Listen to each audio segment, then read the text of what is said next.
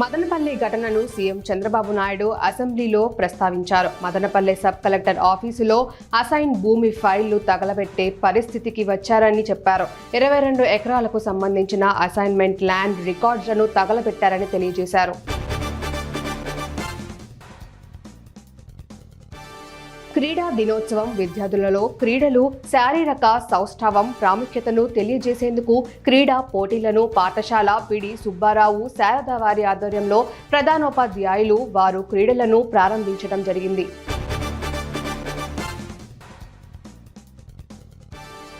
ఆంధ్రప్రదేశ్ రాష్ట్ర ఉప ముఖ్యమంత్రి పవన్ కళ్యాణ్తో Australia high commissioner Philip Green మంగళగిరిలోని పవన్ నివాసంలో మర్యాదపూర్వకంగా భేటీ అయ్యారు. ఏపీలో పెట్టుబడుల అవకాశాలపై చర్చించారు.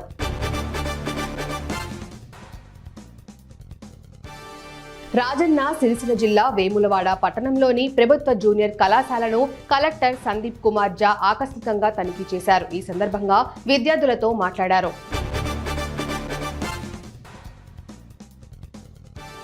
కేంద్ర ప్రభుత్వం మంగళవారం ప్రవేశపెట్టిన బడ్జెట్పై కొందరు టీడీపీ, బీజేపీ నాయకులు చంకలు గుద్దుకోవడం విడ్డూరంగా ఉందని APCC media chairman Tulasi Reddy అన్నారు.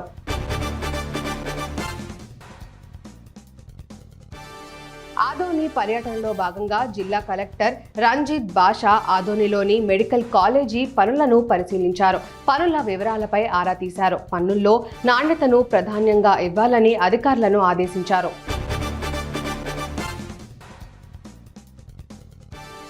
గత వైసీపీ ప్రభుత్వంలో గంజాయి, బ్లేడ్ బ్యాచ్, రౌడీయిజం, దొంగతనాలు, దేవాలయాలపై దాడులు, మహిళల మిస్సింగ్ కేసులు పెరిగిపోయి అసాంఘిక కార్యక్రమాలకు అడ్డాగా రాష్ట్రం మారిందని రాజనగరం ఎమ్మెల్యే బత్తుల బలరామకృష్ణ అన్నారు.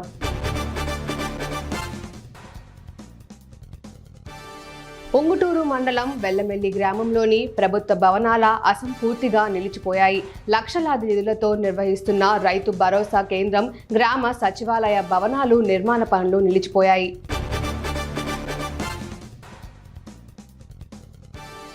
రాష్ట్రంలో ఎప్పుడూ లేని విధంగా టీడీఆర్ బాండ్ల జారీలో పెద్ద స్కామ్ జరిగిందని మంత్రి నారాయణ అన్నారు. వెలగపూడి సచివాలయంలో మంత్రి విలేకరులతో మాట్లాడారు.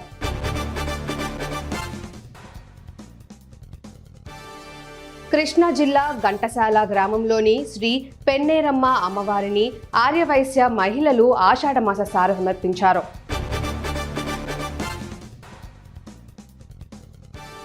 మాజీ ఎంపీ మార్గాని భారత్ మాట్లాడుతూ ఏపీలో టీడీపీ ప్రభుత్వం చేస్తున్న కక్షపూరిత రాజకీయాలను అరికట్టడానికి ఢిల్లీ వేదికగా జగనన్న సారథ్యంలో ధర్నా నిర్వహించామన్నారు.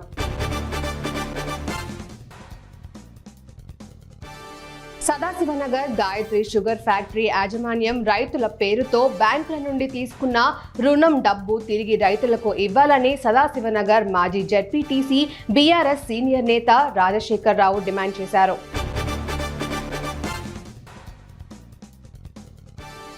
జిల్లా అధికారులు ప్రజలకు జవాబుదారీగా ఉండాలని జిల్లా కలెక్టర్ సి నారాయణ రెడ్డి అన్నారు. విధులలో సమయపాలన పాటించాలని, పనిలో నాణ్యత ఉండాలని అన్నారు.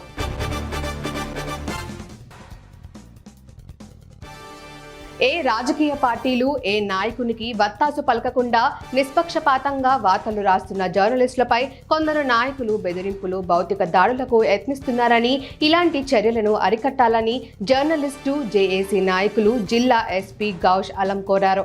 ఈ మేరకు ఆదిలాబాద్లో ఎస్పీని కలిసి వినతి పత్రాన్ని అందజేశారు.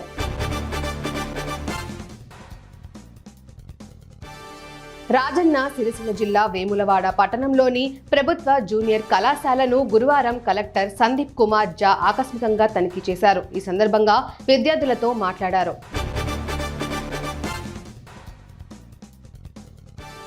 బొమ్రస్పేట మండల కేంద్రంలోని జిల్లా పరిషత్ ఉన్నత పాఠశాలతో పాటు తుంకిమెట్ల, నందర్పూర్ తదితర గ్రామాల్లో అమ్మ ఆదర్శ పాఠశాల కార్యక్రమంలో భాగంగా నిర్వహించిన పనులను వికారాబాద్ జిల్లా కలెక్టర్ ప్రతీక్ జైన్ పరిశీలించారు.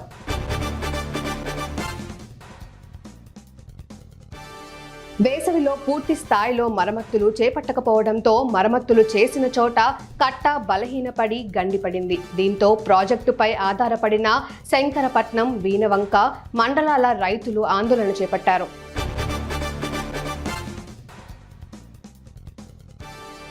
విహెచ్పిఎస్ రాష్ట్ర అధ్యక్షుడు కాళ్ళ జంగయ్య ఆధ్వర్యంలో ఐఏఎస్ అధికారిని స్మితా సగర్వాల్ దిష్టిబొమ్మను ఇబ్రహీంపట్నంలో దహనం చేశారు.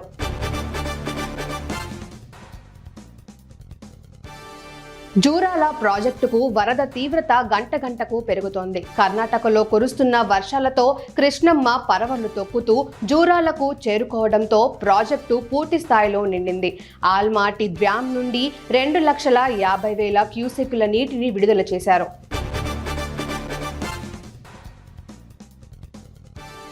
చేవెళ్ల నియోజకవర్గం మోహినాబాద్ మండల పరిధిలో గల పవిత్రమైన చిల్కూరి బాలాజీ దేవాలయం సమీపంలో అక్రమంగా నిర్మిస్తున్న మసీదు కట్టడాన్ని వెంటనే నిలిపివేయాలని చిలుకూరి బాలాజీ దేవస్థాన ప్రధాన అర్చకుడు ప్రభుత్వాన్ని వేడుకున్నారు.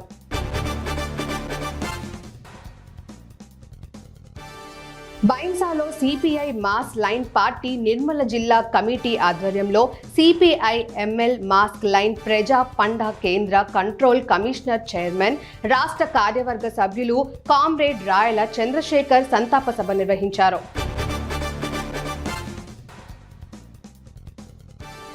గత వారం రోజులుగా భారీ వర్షాలు కురుస్తున్నందున బెల్లంపల్లి నియోజకవర్గంలో ఏ ఒక్కరూ కూడా ఇబ్బంది పడవద్దని బెల్లంపల్లి ఎమ్మెల్యే గడ్డం వినోద్ అన్నారు.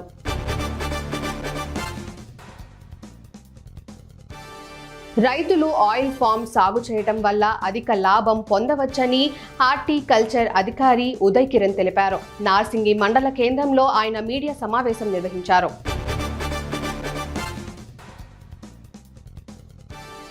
గజపతి నగరం మండల పురిటిపెంట న్యూ కాలనీలో గల గజపతి నగరం శాఖ గ్రంథాలయ అధికారిని ఎజ్జల స్వప్న ఇంట్లో రాత్రి భారీ చోరీ జరిగింది. ఇంట్లో ఎవరూ లేకపోవడంతో 8 తులాల బంగారం, 5 తులాల వెండి, 20,000 రూపాయల నగదు అపహరించుకుపోయారు.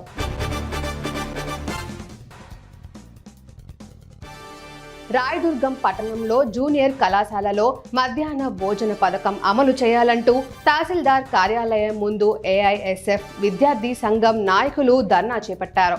అర్ధగంట అయినప్పటికీ తహసీల్దార్ స్పందించకపోవడంతో తహసీల్దార్ డౌన్ డౌన్ అంటూ నినాదాలు చేపట్టారు. దీంతో తహసీల్దార్ ధర్నా ప్రాంతానికి రావడంతో విద్యార్థి సంఘం నాయకులకు తహసీల్దార్కు మధ్య వాగ్వాదం చోటు చేసుకుంది.